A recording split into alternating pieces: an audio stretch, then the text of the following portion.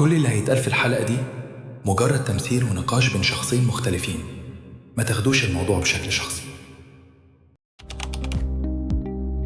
أنا مهند علي وعندي 20 سنة. لا، مع الفرح. أنا شايف الفرح مهم عشان ده بيكون الفرحة الوحيدة بالنسبة لي ليا السنة دي، أنت فاهم؟ أول فرحة ليا.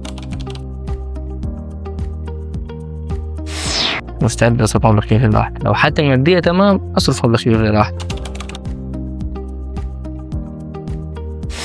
لا بقى فرح ليا والأهلي، كان فرحتنا. لا، الفرح ليا من ذكريات. والله ما أعرف، أنا عمري ما شفت فرح باظ، أنت فاهم؟ أنا لو الفرح بتاعنا لو باظ لا عادي، ممكن آخد بعض وأمشي. أنا قلت لك عشان دي فرحتهم، دي الفرحة اللي هم خلاص يفرحوا هم وأهليهم وأهلها وهي، دي الفرحة الوحيدة دي. أنا قلت لك لو حالتي المادية تمام أعمل فرح كبير، لو حالتي المادية مش تمام أعمل فرح صغير زي ما أنا عاوز. ده فرحة ليا أنا مش للناس. إني أكون مبسوط في الفرح وأرقص براحتي وأعمل اللي أنا عايزه براحتي ونعيش براحتنا وسط أهالينا وحبايبنا وأصحابنا كله.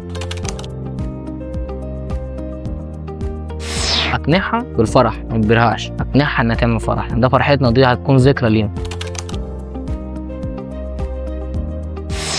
300,000 جنيه أعمل بيهم فرح، أعمل بيهم مشروع، أعمل مشروع أجيب منه فلوس أعمل كده فرح. أنا حمزة وعندي 21 سنة. أنا ضد الفرح عشان هو يعتبر إهدار مال إحنا أولى بيه، دي أول حاجة. تاني حاجة هو فعلا ملوش لازمة، يعني أنت بتروح ما بتعملش أي حاجة، تشغل أغاني وتقعد ترقص وخلاص، إيه لازمتها؟ عادي. المفروض يعني أي أهل يكونوا موافقين على طلب ابنهم أو اللي هيريحه، حاجة هتبسطني أكيد دي حاجة تبسطه. الاثنين، انا اولى بالمصاريف دي يا عم، مش هعمل فرح بس اطلع مثلا بالمصاريف بتاعت الفرح دي اروح اقضي بيها شهر عسل تمام كويس في اي حته نظيفه، اسافر بيها بره مصر كده، فاهم؟ انا اولى بالفلوس دي.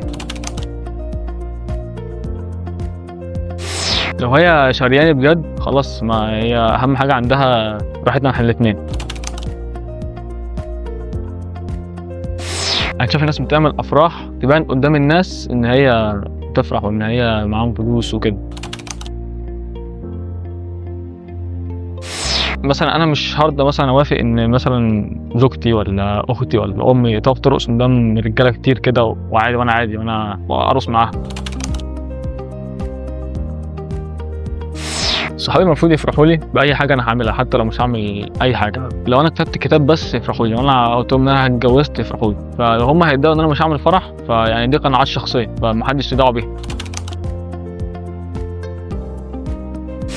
على حسب، لو الفرح بجد معمول مثلا بطريقه كويسه بحيث ان هو مثلا فرح اسلامي او مثلا كاتب كتاب بس واشهار في الجامع، تمام، ده بيكون تمام. ممكن المشكله مش في الفرح، المشكله ان الناس عايزه تعمله لناس تانيين مش لنفسهم. في الاخر عايز تعمل فرح اعمل، مش عايز تعمل برضه ما تعملش، دي حاجه ترجع لك. بس احنا حابين نقول وجهه نظرنا في الافراح عموما، بس كده. سلام.